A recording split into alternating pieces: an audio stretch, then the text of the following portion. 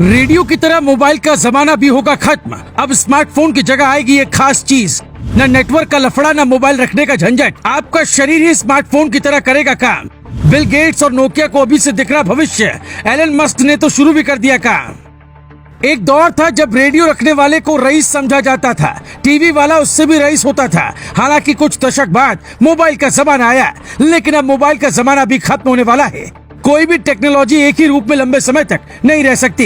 इसलिए दुनिया के बड़े बड़े दिग्गज अभी से ये कहने लगे हैं कि 2030 आते आते लोगों के हाथों में मोबाइल कम हो जाएंगे और एक नई खास चीज आ जाएगी, जिससे ना तो चार्ज करने की चिंता होगी, ना उसमें नेटवर्क की समस्या आएगी, और ना ही मोबाइल की तरह उसे आपको अलग से ढूंढना होगा। वो चीज क्या होगी वो बताएं, उससे पहले आपको एलन मस्क के न्यूरालिंक प्रोजेक्ट के बारे में बताते हैं, जो इस तकनीक को सबसे ज्यादा कारगर बना सकती है। दुनिया के सबसे अमीर आदमी एलन मस्क इस थ्योरी पर काम कर रहे हैं कि इंसान के दिमाग में एक ऐसी चिप लगाई जाए जिससे वो आसानी से मोबाइल और कंप्यूटर चला सके।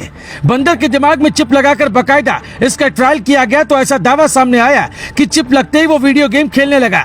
मस्क का दावा है कि अगर न्यूरालिंक प्रोजेक्ट सफल हुआ तो इंसान उंगलियों से भी फास्ट फोन चला सकता है।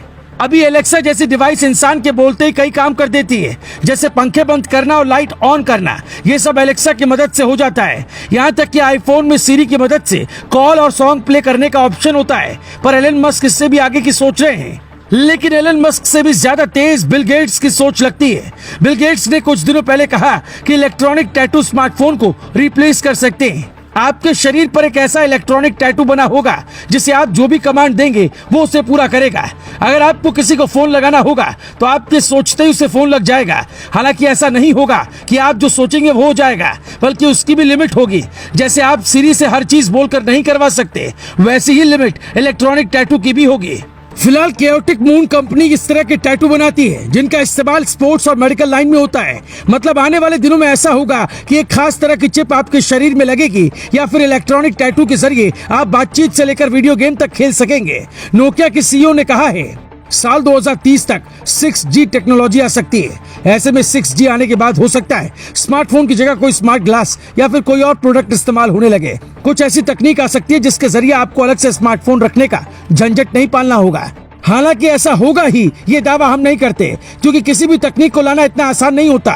दुनिया में जब मोबाइल और कंप्यूटर का आविष्कार हुआ था तब भी वैज्ञानिक अपनी मेहनत में जुटे थे और लोग मजाक उड़ाते थे, लेकिन आज वो सपना साकार हुआ। इसलिए हो सकता है ये भी हो जाए कि स्मार्टफोन की जगह आपका शरीर ही स्मार्टफोन की तरह काम करने लगे। हालांकि इस तकनीक के कई नुकसान भी होंगे जिसकी जानकारी अब तक सामने नहीं आ सकी। बाकी आप इस बारे में क्या सोचते हैं हमें कमेंट कर बता सकते हैं, क्योंकि कोई भी आविष्कार आखिर में जनता के लिए ही होता है। Bureau report, global Bharat TV.